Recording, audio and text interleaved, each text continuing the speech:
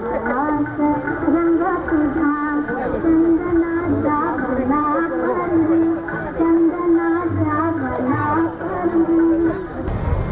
पारिजात दारी सावळाचा रंग तुझा अशी अनेक एकापेक्षा एक अमृताहून गोड असलेली गाणी ज्यांनी सादर केली त्या महाराष्ट्राच्या लाडक्या गायिका आणि माझ्या भारतीच्या अरुणाच्या आणि वंदनाच्या मम्मी, आपल्या सगळ्यांच्याच मम्मी खरं त्यांची आज आम्ही अतिशय घरगुती पद्धतीने 17वी साजरी करायचं ठरवलं.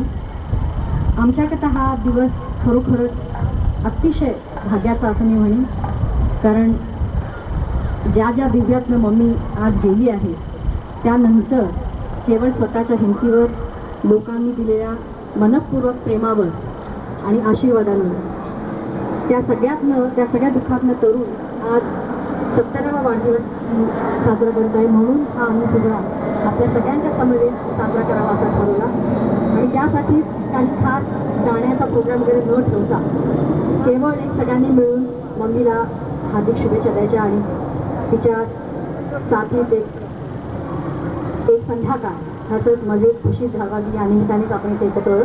आणि मला अतिशय आनंद होता की ज्यांना ज्यांना आम्ही इन्व्हाइट केले ते सगळेजण अतिशय मनापासून इथे आलेले आहेत. त्यामुळे मला खरंच शब्द नाहीत की मी त्यांचे आभार कसे मानू. स्वतःहून ज्यांनी या कार्यक्रमाकरता याची इच्छा प्रदर्शित केली त्या सगळ्या आपल्या महाराष्ट्राच्या मोठ्या गायिका आशाताई भोसले ज्यांची ओळख करून देण्याची काही गरजच नाही आहे.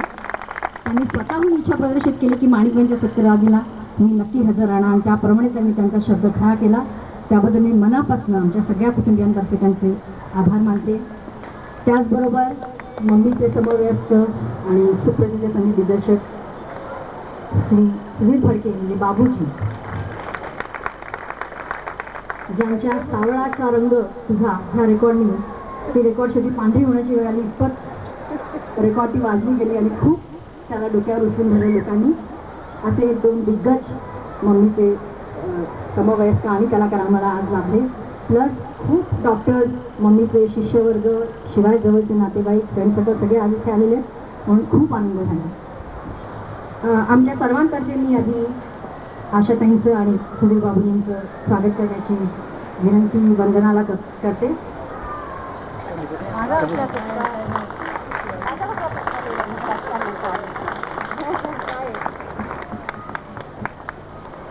आणि बाबूजी खरोखर मनापासून आनंद आम्हाला सगळ्यांना झाला आपण इथे आल्यामुळे. यानंतर मी थोडक्यात मम्मीबद्दल 2 शब्द बोलण्याची मोहिनी निमकर यांना विनंती करते. श्रीमती मोहिनी निमकर. आपणा सर्वांना माहीत आहे की 3 दिवसापूर्वी माणिकबाईंच्या वयाला 70 वर्ष पूर्ण झाली आणि त्यांनी 71व्या वर्षामध्ये पदार्पण केलं. त्यांच्या वाढदिवसानिमित्त त्यांच्या 4 कन्यांनी हा जो कौटुंबिक सोहळा इथं आयोजित केला आहे त्यात सहभागी होण्यासाठी म्हणून आम्ही सर्वजण इथं जमलो आहोत. माणिकबाईंची राहणी आणि वाणी या दोन्ही गोष्टी अशा खानदानी की समोर उभं राहिलेल्या माणसाला विनम्रच व्हायला पाहिजे, त्याला दुसरा चॉईसच नसतो. त्यांच्याविषयी विचार करताना तिसरी गोष्ट जी माझ्या मनात येते आणि तुमच्या सगळ्यांच्याच येते की त्यांच्या कुटुंबातल्या या 4 कन्या, समाजाच्या विविध क्षेत्रात वावरणाऱ्या या 4 कन्या, कलागुणी, देखण्या, चतुर, आपापल्या प्रांतामध्ये प्रगतीच्या पथावर चाललेल्या, घोडदौड करत निघालेल्या, आपल्या मम्मीवर विलक्षण प्रेम करणाऱ्या, तिला जाणून घेणाऱ्या, तिला जपणूक तिची करणाऱ्या अशा या 4 कन्या आहेत. तुम्ही या कुटुंबाच्या सहवासात आलात तर तुमच्या लक्षात येईल की या आई आणि मुली यांचं नातं कुठेतरी अत्यंत अतूट असं आहे. आपल्या आईचा अभिमान वाटावा अशी ही आई आहे, कन्यांना अभिमान वाटावा अशी आई आहे आणि मुलींचा अभिमान वाटावा अशा या मुली आहेत. माणिकबाईंच्या कला जीवनाविषयी तर मी काय बोलणार. आमचं सगळंच लहानपण सावळाचे रंग तुझा ऐकण्यात गेलं. त्यावेळेचा त्यांचा तो आवाजातला गोडवा ती लाडिकता, तो मधाळपणा, त्या आवाजातला भाजस्तपणा, ती तानेची फिरत, हे सगळं सगळं मला जसं तसं आता आठवत आहे बघा. आणि आमचे ते मंतरलेले दिवस होते. त्यांचा जो कंस मी इतके वेळा ऐकलाय की दर वेळेला ऐकताना मला असं वाटलं की माझ्या आयुष्याचे कित्येक क्षण सार्थकी लागले. अर्थात असे सार्थकी जेव्हा लागले असं वाटतं तेव्हा त्याच्या मागे त्यांचा प्रचंड रियाज असतो, त्यांची प्रचंड मेहनत होती, आयुष्यात त्यांनी केलेला अभ्यास होता, गुरुचरणी लीन होणं होतं. आणि अशा सगळ्यातनं फुलत गेलेलं मग ती कला होती जी आमच्यापर्यंत आली. आता आज वयानुरूप आणि मधल्या त्या जीव घेण्या आजारामुळे कदाचित त्यांचा आवाज तसा लागत नसेल, परंतु आज तसा आवाज लागला नाही तरी आमच्या स्मृतीतले ते दिवस कधीही पुसले जाणार नाहीत. माणिकबाईंनी खरोखर आयुष्य संगीतासाठीच वेचलं. आणि आणखी एक गोष्ट त्यांनी फार चांगली केली की संगीतासाठी ते आयुष्य वेचत असताना सुद्धा आपला संसार त्यांनी कधी उधळून दिला नाही, तो उधळून जाऊ दिला नाही. एका बाजूला संगीतासाठी असंख्य दौरे चालू असताना सुद्धा 4 मुली वाढवणं ही गोष्ट सोपी आम्हा सगळ्या आयांना माहिती आहे. मुलं वाढवणं म्हणजे काय असतं. त्यांची एक नजर सारखी त्या मुलींवर आणि इकडे संगीताचे दौरे. श्रीयुत वर्मांची तर साथ निश्चितच होती, परंतु या 2 डगरीवर पाय ठेवून जाणं ही गोष्ट मुळीच सोपी नव्हती. आणि ती त्यांनी आयुष्यात केली आणि तशी त्यांनी केली. एक आदर्श माता म्हणून ती उभी राहिली. म्हणून या 4 कन्या आज पुढे निघाल्यात. हे आईचं ऋण त्या मनात निश्चितच मानून असणार. आज माणिकबाईंच्या आवाजासाठी वेडे झालेले असंख्य लोक महाराष्ट्रात आणि देशामध्ये आहेत. तर आज तुम्हा सर्वांच्या वतीनं, आम्हा निमकर कुटुंबियांच्या वतीनं, त्यांच्या शिष्यांच्या वतीनं, इथे आलेल्या आणि न आलेल्या सर्वांच्या वतीनं मी त्यांना भरभरून शुभेच्छा देते. एवढंच नाही तर या सुखद संध्याकाळी परमेश्वराजवळ प्रार्थना करते की भविष्य काळात त्यांना उत्तम आयुरारोग्य लाभो आणि आपली रजा घेते. एक अगदी घरगुती समारंभ साजरा करत आहोत आपण. मम्मीचा 70व्या वाढदिवसानिमित्त छोटासा सत्कार. मी आशाबाईंना विनंती करते की त्यांच्या हस्ते देऊन मम्मीचा सत्कार करावा आणि देवाच्या चरणी हीच प्रार्थना की मम्मीचा 100वा पण असाच आपण जोरात इथे साजरा करू.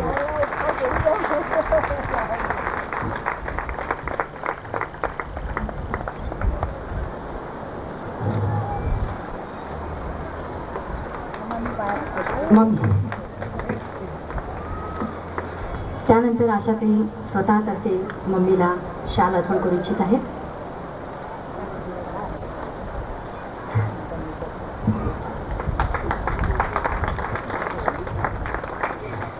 आणि छोटा उपहार. खरं म्हणजे मम्मीने सांगितलं होतं सगळ्यांनी की फक्त सगळ्यांनी यायचं आणि काही आणायचं नाही, पण तरीही चिंतामणी लता नार्वेकरांतर्फे पण एक छोटासा सत्कार करण्यात येतोय.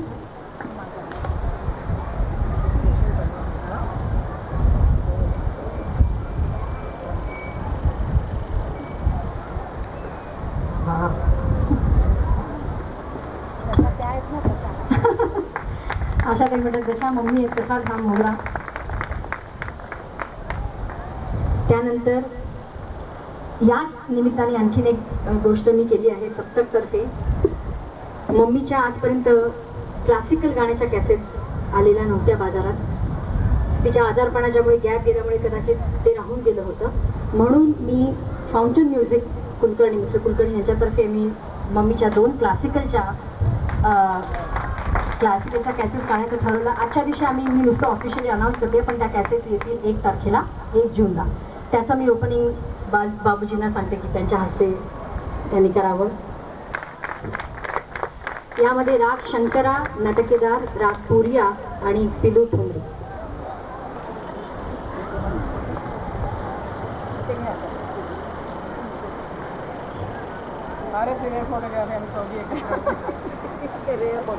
खरं म्हणजे काय बोलावं कळत नाही, कारण ना माझ्या आईची आई जिने मम्मीला घडवलं ती माझी आजी. माझे पूज्य पिताजी,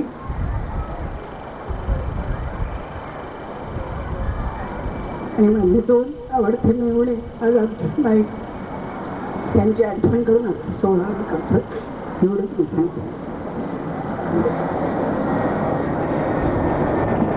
आपल्या सगळ्यांची आणि आमची खात्रीच आहे की हे चौघही जण जरी इथे नसले आपल्यात तरी नक्कीच ते वरून आज हा सुख सोहळा बघत आपल्यात सहभागी होत असतील, त्यात काहीच शंका नाही. मम्मीच्या माहेरच्या लोकांतर्फे सुद्धा म्हणजे दादरकर कुटुंबियांतर्फे ते मम्मीचा सत्कार करू इच्छितात. श्रीकांत दादरकर, माझा मामा अजित दादरकर, सुलेखा दादरकर, संजय दादरकर, राजू, माझे मोठे मामा चंद्रकांत दादरकर, उषा मामी, मालू मामी, दत्ता मामा. मला गाता येत नाही आणि बोलता येत नाही, पण खास या क्षणाला मी असं याच्यावरती लिहिलेलं आहे की जीव रमला या क्षणाला.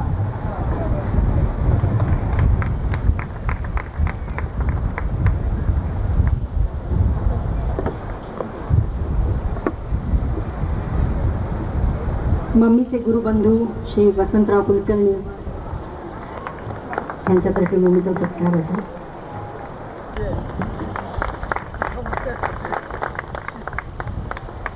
आपल्या सर्वांच्या लाडक्या हिरोईन पूर्वीच्या उषा किरण,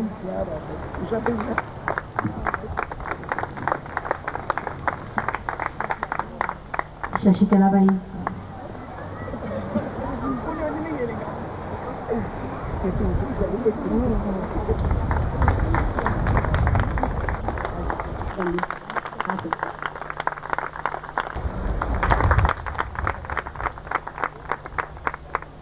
आता इथे ज्या पहिल्यांदा त्यांनी भाषण केलं त्यांनी सगळंच काही त्यांच्याविषयी सांगितलेलं असल्यामुळे मला काय आता विशेष सांगायला राहिलेलं नाही. पण मला एकच आठवतं की आम्ही पुण्याला होतो, फार जुनी गोष्ट आहे, आणि मी एक पिक्चर बघायला गेले होते. त्याच्यामध्ये एक गाणं होतं आणि ते मला अतिशय आवडलं होतं. किंबहुना समजा की पुढं गाण्याची इच्छा मनात येणं किंवा आपण सिनेमात गावं ही इच्छा होणं सुद्धा माणिक त्यांच्यामुळेच माझ्या मनात जास्त होतं. ते गाणं होतं, मनोरथा चल त्या नगरीला, मनोरथा चल त्या नगरीला, भूलोकीच्या अमरावतीला.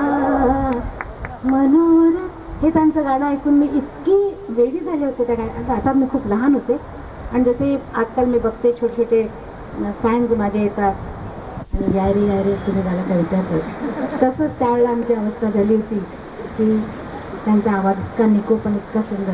त्यानंतर त्यांची मी खूप गाणी ऐकली, त्यांच्याबरोबर सुद्धा गाले. पण आम्ही नुसतंच प्लेबॅक सिंगरमध्ये स्वतःला वाहून घेतला आणि आम्ही नुसते प्लेबॅक सिंगर झालो, फिल्मची गाणी गात राहिलो. पण माणिक त्यांनी फिल्मची सांभाळून शिवाय क्लासिकल केलं, ही फार मोठी गोष्ट आहे. आणि मला असं वाटतं की प्रत्येक सिंगरने ह्या दोन्ही बाजू सांभाळल्या असत्या तर बरं झालं असतं. मला फार दुःख आहे की मी क्लासिकल जास्त त्या बाजूला वळले नाही, प्लेबॅक सिंगिंगमध्ये राहिले. तर मला आज फार आनंद होतोय. जसं त्यांनी सांगितलं, एकच आर्टिस्ट मला अशी आयुष्यात भेटली जिनं कधी हेवा दावा केला नाही. जेव्हा भेटल्या त्यावेळेला तितक्याच कौतुकानं माझ्याशी त्या बोलल्या, मला माझ्या प्रत्येक गाण्याविषयी बोलल्या, माझ्या आवाजाविषयी बोलल्या, माझ्या अपरोक्ष सुद्धा ते ह्याच म्हणत आलेल्या आहेत की मला अशाचं गाणं आवडतं. असे सिंगर पहिले पण नाही बघितले आणि आता पण नाही बघितले आणि शाळेत बघणार पण नाही. पण मला अतिशय त्यांच्याशी प्रेम आहे, अतिशय आदर आहे. एक छोटीशी गंमत, मी अल्ट्रा हाऊसिंग सोसायटीमध्ये राहायचे. पहिल्या मजल्यावर, तिसऱ्या मजल्यावर उषा किरण राहायच्या, त्याच्यावर 5व्या मजल्यावर माणिकताई राहायच्या. मी त्यांना म्हटलं, त्या म्हणायच्या अशा ती वर या ना. मी म्हटलं मी नाही एवढ्या वरती चढू शकत, मी जाड बाई, मला वर चढायला त्रास होतो. मला म्हणायला की मी टोपली सोडते खाली, त्याच्यात तुम्हाला खेचून. म्हटलं माझ्या वजनाने तुम्हीच खाली आला. आमची अशी दोस्ती होती त्यावेळेपासून.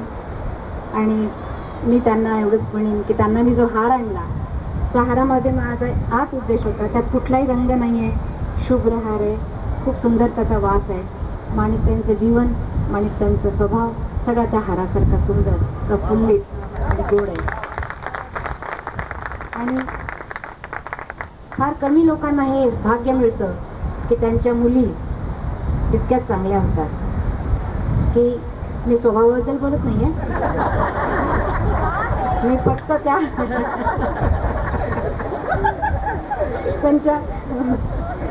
त्यांच्या गाण्याबद्दल, क्लासिकल गातात मुली त्याबद्दल, काम करतात फार सुंदर. 4 चौघीमध्ये त्यांचं मी काम बघितलं. म्हणजे सगळ्या मुली आईला अभिमान वाटावा अशा आहेत. पण माणिकताईंचा स्वभाव जर त्यांनी घेतला आधी फार चांगला. सॉरी मी आपल्याला हसवते तुम्हाला. माणिकताईंना माझंच आयुष्य आता फार थोडं उरलेलं आहे. मी पण 62 वर्षाचे आहे. पण माझं पुढचं येणाऱ्या आयुष्याचं जर आयुष्य असेल, मला देव देणार असेल तर ते पण त्यांना मिळून. आणि त्या खूप खूप जगत.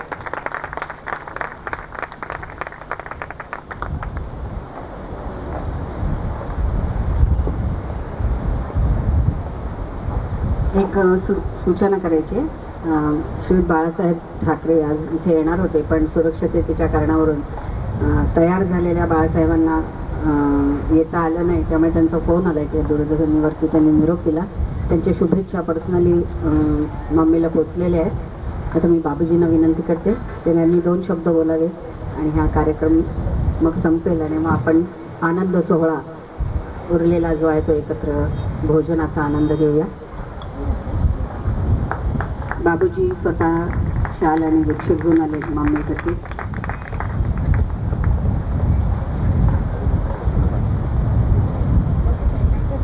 एक आनंद.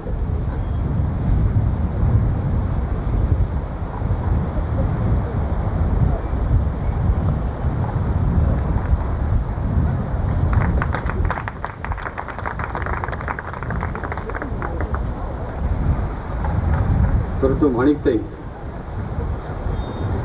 त्यांच्याकडे पाहिलं म्हणजे मग 50 वर्षाचा इतिहास माझ्यासमोर उभा राहतो. माणिकताई माझ्या अनेक चित्रपटांमध्ये गायलेले आहेत.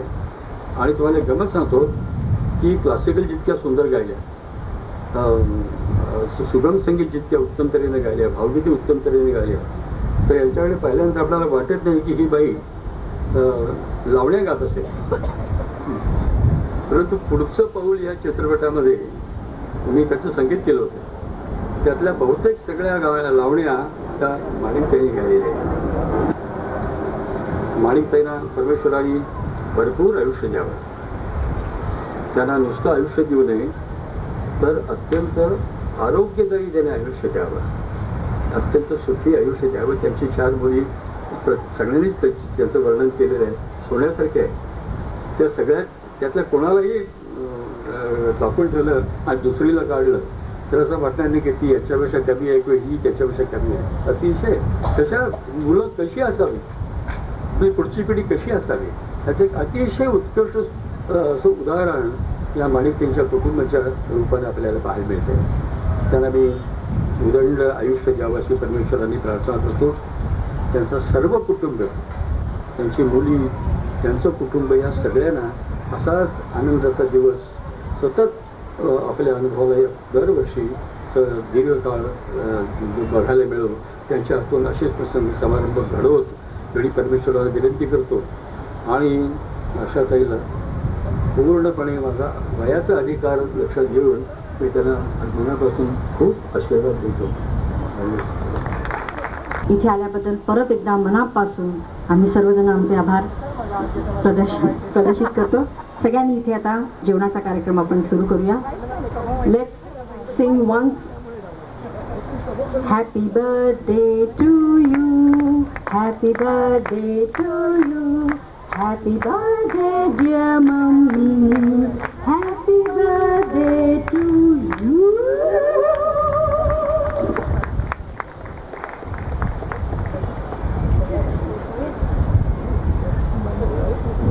बाबूजींची इच्छा आहे की मम्मीनी पण 2 शब्द बोलावे.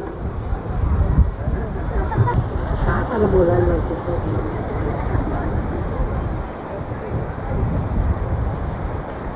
माझ्या या 4 मुलींनी हा घाट संबंध घातला, त्यामुळे आणि मला बोलायची कधी सवयही नाही. आता काय बोलावं तेही समजत नाही. पण हा जो समारंभ पार पडला आणि तुम्ही सगळ्या म्हणजे अर्थात माझ्या पाठीशी सगळ्यांचे आशीर्वाद नक्कीच आहेत हे मलाही जाणवत होतं. कारण पहिल्या आजारपणात खरोखर सगळ्यांच्या सदिच्छेमुळेच मी जगले. आणि आशीर्वादाचं बळ किती असतं हे याची प्रचिती मला स्वतःला आल्यामुळे मला असं वाटतं की चांगुलपणा किंवा देवावर श्रद्धा ही सुद्धा एक आयुष्यातली एक मोठी गोष्ट असते. प्रत्येकाने थोडी तरी श्रद्धा ईश्वरावर ठेवायची. आता कधीतरी आपल्याला कशाच्याही रूपाने मदत होते आणि माझी पूर्ण श्रद्धा ईश्वरावर. कारण जे काय माझ्या आयुष्यात घडलंय ते ईश्वराच्या कृपेनेच घडलंय याची मला पूर्ण खात्री आहे. अर्थात आता हा समारंभ असा आहे की मला काही बोलता येत नाही खरं म्हणजे. पण तुमच्या आणि आशाबाईंनी आज मुद्दाम एवढं वेळात वेळ काढून त्या माझ्यासाठी एवढ्या आल्या, त्यांचे मी किती आभार मानू तेच मला समजत नाही. पण सगळे एवढे रसिक लोक माझ्या प्रेमाखातर सगळे जमले, त्यांच्यासाठी त्यांनाही सगळ्यांना माझं म्हणजे मी नमस्कार करते. त्यांना इथूनच पायाच पडायला पाहिजे मला खाली वाटतं. कारण डॉक्टर वंसळकरांनीच मला उभी ठेवली आहे. तेव्हा डॉक्टर वंसळकरांना मी विनंती करते की तुम्ही मला मुख्य आशीर्वाद द्या. बाकी मी काय बोलणार. आता सगळ्यांनी जेवणाचा आनंद घेतला. जेवणाचा आनंद हा भोजनाचा आनंद सगळ्यांच्या समोर घेणं हा मोठा आनंद असतो आणि तो मिळावा म्हणूनच हा समारंभ घडून आणला या मुलींनी.